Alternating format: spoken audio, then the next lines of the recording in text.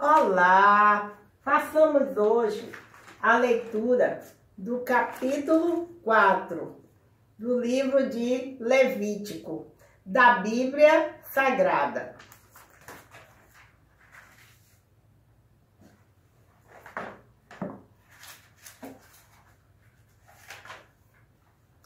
O sacrifício pelos erros dos sacerdotes.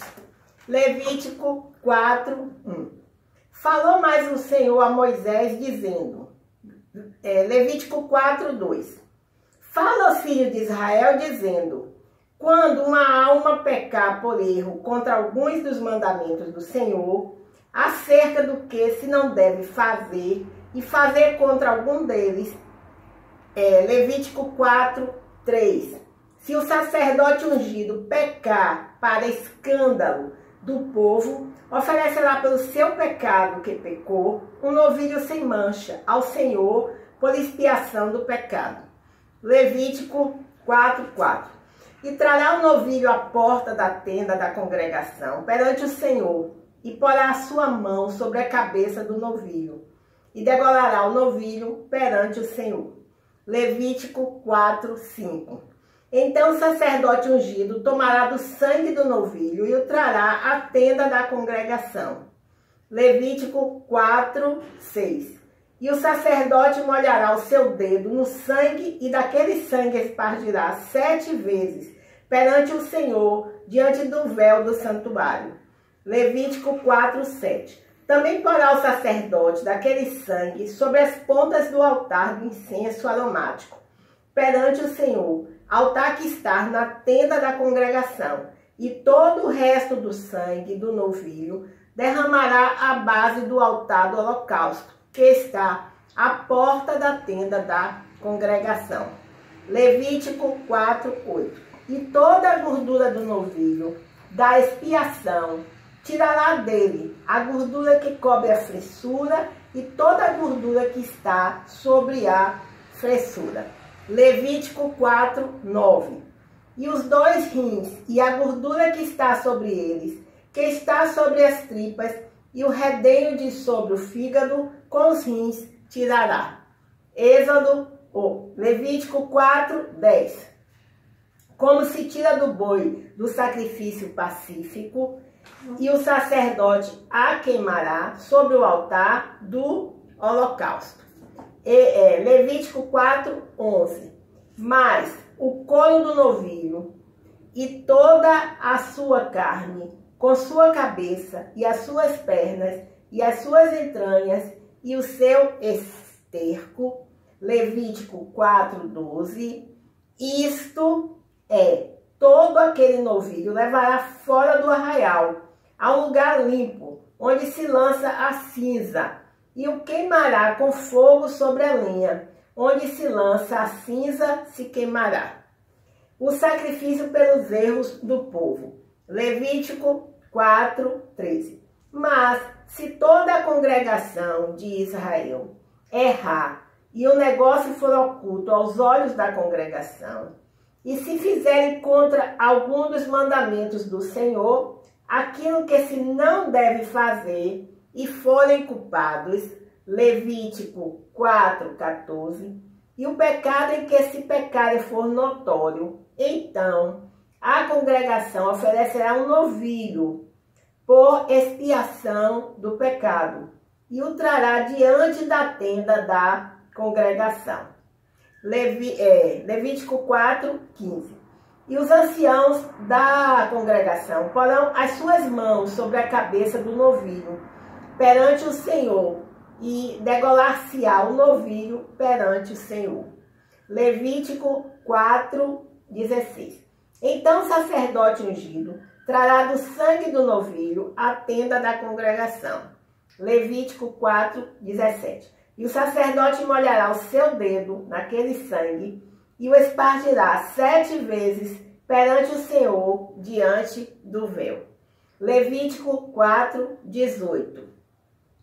E daquele sangue porá sobre as pontas do altar que está perante a face do Senhor, na tenda da congregação, e todo o resto do sangue derramará à base do altar do holocausto, que está diante da tenda da congregação.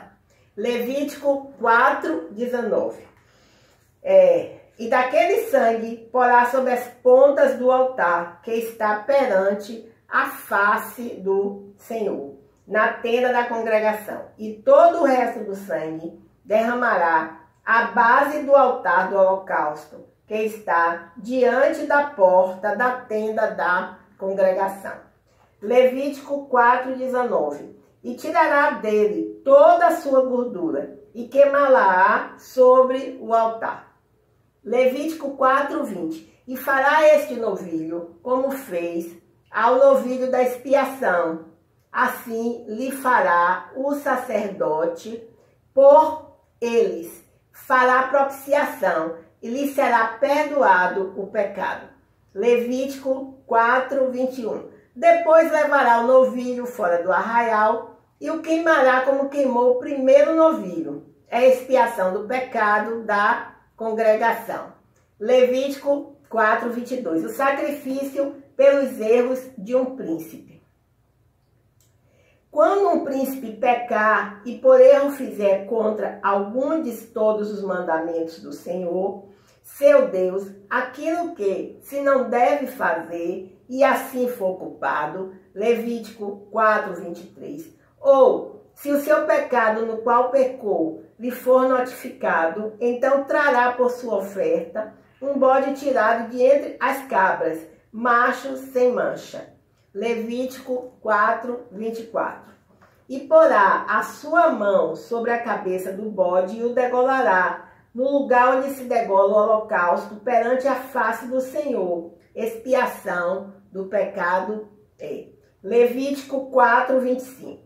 Depois o sacerdote com seu dedo tomará do sangue da expiação e o porá sobre as pontas do altar do holocausto. Então o resto do seu sangue derramará à base do altar do holocausto. Levítico 4:26. Também queimará sobre o altar toda a sua gordura, como a gordura do sacrifício pacífico. Assim, o sacerdote por ele fará expiação do seu pecado, e este lhe será perdoado. O sacrifício pelos erros de qualquer pessoa. Levítico 4:27. E se qualquer outra pessoa do povo da terra pecar por erro, fazendo contra algum dos mandamentos do Senhor, aquilo que se não deve fazer, e assim for culpada, Levítico 4:28, ou se o seu pecado no qual pecou lhe for notificado, então trará por sua oferta uma cabra fêmea, sem mancha, pelo seu pecado que pecou. Levítico 4:29. E porá a sua mão sobre a cabeça da oferta pela expiação do pecado, e a degolará no lugar do holocausto. Levítico 4:30. Depois o sacerdote com seu dedo tomará do seu sangue e o porá sobre as pontas do altar do holocausto, e todo o resto do seu sangue derramará à base do altar. Levítico 4:31. E tirará toda a gordura, como se tira a gordura do sacrifício pacífico. E o sacerdote a queimará sobre o altar, por cheiro suave ao Senhor. E o sacerdote fará propiciação por ela, e lhe será perdoado o pecado. Levítico 4:32. Mas, se pela sua oferta trouxer uma cordeira para expiação do pecado, sem mancha a trará. Levítico 4:33. E porá a sua mão sobre a cabeça da oferta pela expiação do pecado, e a degolará por expiação do pecado, no lugar onde se degola o holocausto. Levítico 4:34. Depois, o sacerdote com seu dedo tomará do sangue da expiação do pecado e o porá sobre as pontas do altar do holocausto. Então todo o resto do seu sangue derramará na base do altar. Levítico 4:35. E tirará toda a sua gordura, como se tira a gordura do cordeiro, do sacrifício pacífico. E o sacerdote a queimará sobre o altar, em cima das ofertas queimadas do Senhor. Assim o sacerdote, por ela fará expiação dos seus pecados, que pecou, e lhe será perdoado o pecado. Bem, encerramos hoje a leitura do capítulo 4 do livro de Levítico, da Bíblia Sagrada.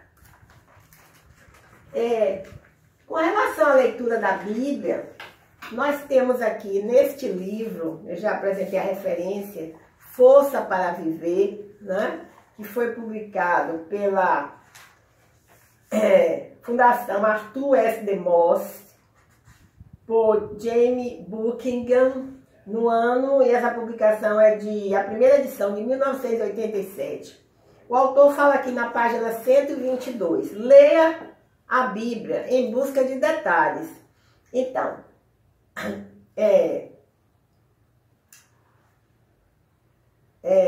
repare, primeiro, comece lendo um livro por semana.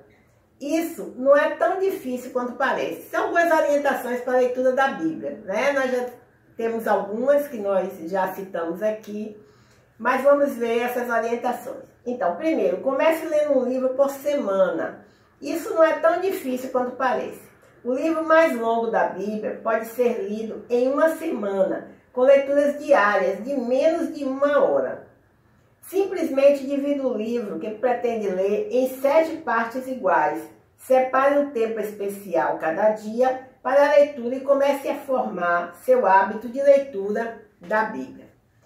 Segunda orientação, use um caderno para anotações. Não leia pura e simplesmente. Faça anotações à medida que lê. Se quiser, sublinhe passagens que lhe parecem significativas e anote em seu caderno quaisquer perguntas que lhe venham à mente ou ideias que o Espírito Santo lhe sugira enquanto lê. Eu uso o meu caderno de anotações de estudo bíblico, diz o autor, com a mesma frequência que eu uso o meu caderno de oração. Anoto aquilo que Deus está me dizendo. Afinal, é para isso que estamos lendo a Bíblia, não é? Ela é mais do que simplesmente a palavra de Deus. É a palavra de Deus para mim. Então, já que Deus está falando comigo, é melhor eu tomar nota do que Ele está dizendo. Por isso, eu quase sempre leio a Bíblia com um caderno aberto ao lado, pronto a anotar a mensagem pessoal de Deus para mim. Olha que interessante. Algumas organizações cristãs, sabendo da importância desse hábito, vêm publicando pequenos cadernos ou livretes diagramados de modo a incentivar o resumo pessoal do sentido da passagem e aplicação pessoal à vida do leitor. Você pode procurar aquele com o qual se adapta melhor e passa a usá-lo com seu grande proveito. Eu possuo várias Bíblias. Talvez a mais significativa para mim seja a que meu pai passou a usar logo depois de receber a Cristo como seu Salvador pessoal, com a idade de 62 anos. Meu pai sempre foi um bom homem. Era até membro ativo de uma igreja. Só, porém, quando passou por um profundo trauma em sua vida, é que decidiu entregar o destino de sua alma nas mãos de Jesus Cristo. Imediatamente, começou um estudo intenso da Bíblia. Queria realmente saber o que Deus estava lhe dizendo. Além de ler, ele sublinhou as passagens que lhe pareciam importantes, usando cores diferentes para cada assunto. Fez também anotações nas margens da Bíblia. Foram essas anotações, junto com os pontos de exclamação, pontos de interrogação e asteriscos, que me ajudaram no início do meu próprio estudo da Bíblia. 3 anos mais tarde, quando eu também recebi Jesus Cristo como Salvador e Senhor. O ato de escrever faz muito bem para a minha mente. O simples fato de anotar os pensamentos ajuda a fixá-los no cérebro. Fico muito feliz quando vejo pessoas anotando ideias de algum sermão na igreja, para conferi-las mais tarde. Sugiro que, se a sua Bíblia tem margens e rodapés razoáveis, você faça anotações diretamente ali. Quando a primeira Bíblia não tiver mais lugar para anotações, passe para a segunda. Um outro hábito útil é escrever sua própria parafrase da passagem que acabou de estudar. Como é que ela se traduz na sua vida cotidiana? Parafrasear é reescrever algo com suas próprias palavras. Você ficará espantado com os resultados. Você se descobrirá explorando ângulos da passagem com as quais nunca tinha se preocupado. Além disso, ajudará a fixar mais firmemente na memória o ensinamento da passagem. Leia devocionalmente. Eu recomendo que você leia a Bíblia com empenho e seriedade, como leria um livro da escola. No entanto, para obter da Bíblia o máximo para a sua vida cristã, você deveria levá-la devocionalmente, crendo que Deus lhe dará lindas pepitas de ouro escondidas, enquanto você garimpa em sua palavra. É verdade. Vou lhe dar um exemplo de como isso aconteceu em minha vida, vários anos atrás. Um dia, eu estava sozinho em nossa cabana nas montanhas. Fazia poucas semanas que meu pai havia morrido. Eu deixara a família em casa e fora para as montanhas para enfrentar minha tristeza e colocar minhas emoções em ordem. Uma tarde, eu estava sentado numa velha cadeira de balanço na varanda da cabana, observando um lindo pôr do sol de outono nas montanhas. Abri minha Bíblia no Salmo 23, um dos meus favoritos, de longa data. Eu estava lendo meio descuidadamente, mas meus olhos pararam sobre o versículo 4. A tua vara e o teu cajado me consolam. O lugar onde fica a nossa cabana nas montanhas tinha sido especialmente preparado por meu pai durante os últimos 40 anos de sua vida. Ele limpara o terreno, contratar um pedreiro especializado em muros de pedra para cercar a propriedade e trabalhara pessoalmente com um velho amigo na construção da cabana. Ele amava aquele lugar e durante o auge do verão subia para lá, fugindo do calor. No outono também gostava de ficar na varanda, sentar na cadeira de balanço e apreciar a beleza das cores da natureza. Onde quer que eu olhasse, podia ver a assinatura de meu pai naquela propriedade. Levantei os olhos da Bíblia, com os olhos molhados de dor e saudade, e vi, encostada a um canto da varanda, a bengala favorita de meu pai.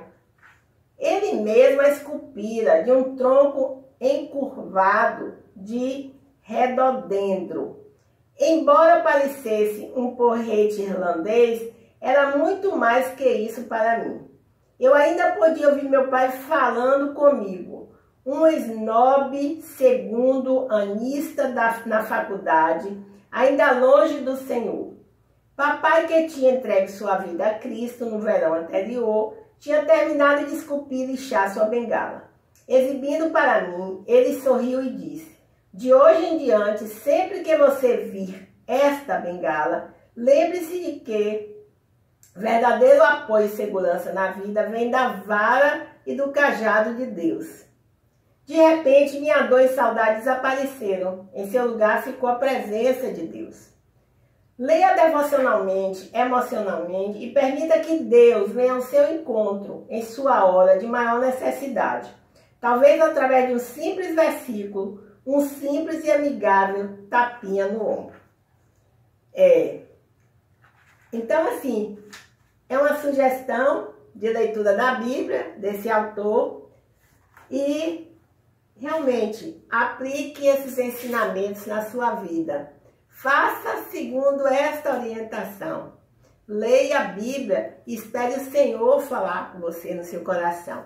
Ele fala, experimente, funciona, tá bom? Meu nome é Lúcia Marques e o meu canal, A Leitura da Bíblia. Até o próximo encontro.